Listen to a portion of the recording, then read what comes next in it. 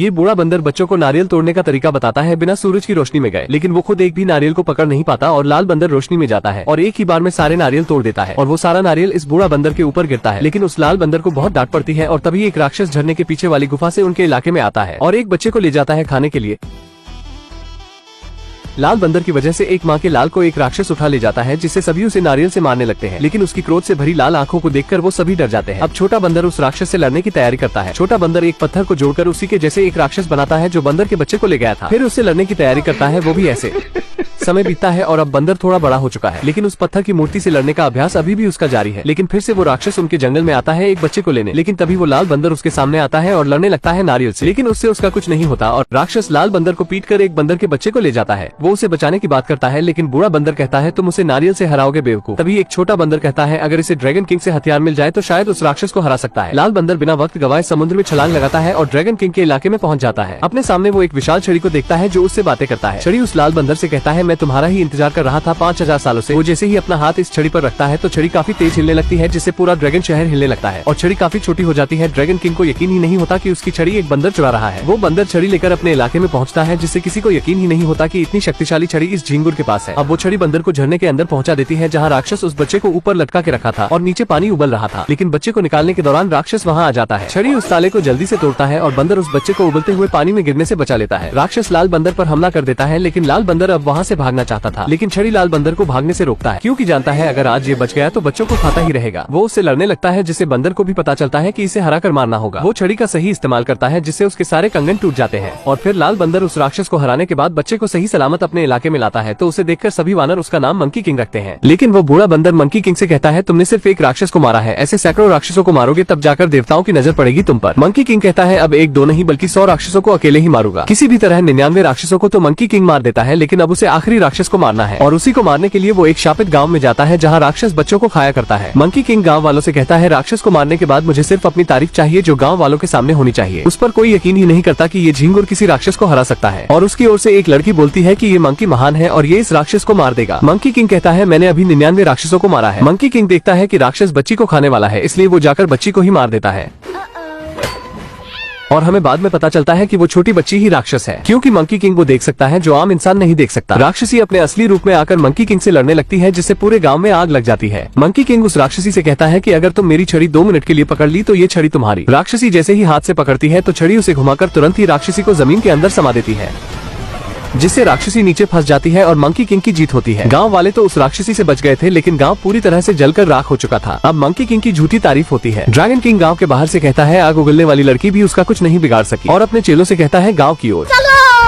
Monkey king को एक औरत कहती है अब तक तुम्हें लेने के लिए अमर जीव आए क्यों नहीं, और तभी वहाँ ड्रैगन किंग पहुँच जाता है। वो मंकी को कहता है तुम कोई हीरो नहीं बल्कि एक चोर हो। मंकी किंग छड़ी से पूछता है क्या तुम इस झंडू को जानते हो। छड़ी उसे बताता है ये मुझे किडनैप करके जबरदस्ती रखा था। फिर ड्रैगन किंग छड़ी को कहता है तुमने तो मुझसे कभी बात नहीं की। इसका मतलब छड़ी उसी से बात करेगी जो उसका असली मालिक है, यानी जिसे छड़ी अपना मानती है। और तभी ड्रैगन किंग की चमड़ी सूख कर पापड़ होने लगती है, जिससे वो अपने बाथ टब में जाता है जिसमें थोड़ा पानी है। लेकिन वापस आने के बाद वो सभी को अपनी ओर आकर्षित करता है, जिससे उसके चेले मंकी किंग की छड़ी को चुरा लेते हैं। मंकी किंग अपनी छड़ी को वापस लेने की पूरी कोशिश करता है, जिससे वो सफल भी हो जाता है। मंकी किंग को कब्रिस्तान के जरिए नर्क लोक जाना होगा मृत्यु सूची से अपना नाम मिटाने के लिए, क्योंकि ड्रैगन किंग गांव में ही मंकी किंग को बताता है अमर जीवों का नाम मृत्यु लिस्ट में नहीं होता। मंकी किंग को पढ़ना नहीं आता, इसलिए वो लड़की को अपने साथ चलने की अनुमति दे देता है। वो दोनों नर्क लोक जाने के लिए कब्रिस्तान तक पहुँच जाते हैं और देखते हैं किसी की आत्मा एक पानी से भरे टैंक में जाती है। लड़की कहती है हम नीचे कैसे जाएंगे। मंकी किंग कहता है ये छड़ी एक VIP पास की तरह है जो हमें किसी भी दुनिया के कोने तक पहुंचा सकती है और मुर्दों की दुनिया में भी। अब वो दोनों अपने चेहरे पर राख लगाकर नीचे पहुंच जाते हैं, जहां अनगिनत आत्माएं लाइन लगाकर खड़ी थी, जिसका फैसला वहां का फरिश्ता करता है जिसका नाम है यामा। मंकी किंग बिना लाइन में लगे आगे की ओर बढ़ता है, वो भी ऐसे। आगे जाने पर मंकी किंग को पता चलता है कि यहाँ कोई जीवित आया तो उसकी मौत पक्की है, इसलिए वो अपने साथ आई लड़की को चारा बनाता है। वो अपने थूक से उसके चेहरे पर लगे राख को मिटाता है और सभी को बताता है ये बिटिया जीवित है और लाइन तोड़कर सबसे आगे आ चुकी है चीटिंग करके। इतना कहने पर सारी आत्माएं उसे घेरने लगती है और मौत का फरिश्ता भी उस पर गुस्सा करता है। लड़की बताती है मैं अभी मरी हूँ। मौत का फरिश्ता पूछता है कैसे मरी तुम। लड़की बताती है मैं एक पहाड़ से पानी में गिरी जिसमें शार्क थी बिना दांत वाली, और मेरे ऊपर एक घर गिरा और मैं डूब कर मर गई।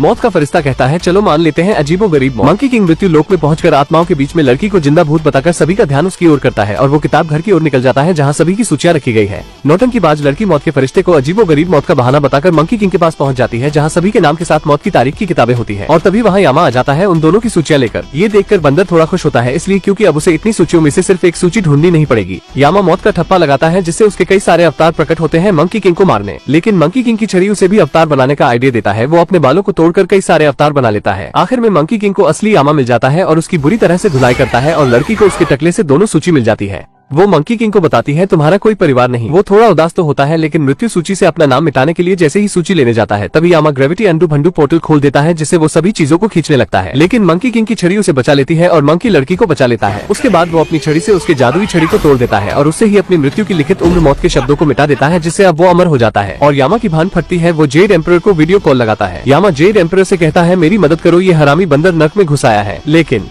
मंकी किंग जेड एम्परर से कहता है एक अच्छी खबर है, पहले सभी अमर जीवों को इकट्ठा कर लो, मैं पधारने वाला हूँ और हम पड़ोसी होंगे। जेड एम्परर कहता है भूल जाओ तुम सिर्फ एक बंदर हो ना कि कोई बजरंग बली और तुम हमारे जैसे नहीं हो। मंकी किंग कहता है मैंने तो अपना नाम सूची से काट दिया है। जेड एम्परर कहता है उससे तुम सिर्फ आधे अमर जीव हुए, तुम बुढ़ापे से नहीं मरोगे लेकिन तुम्हें कोई हराकर मार सकता है।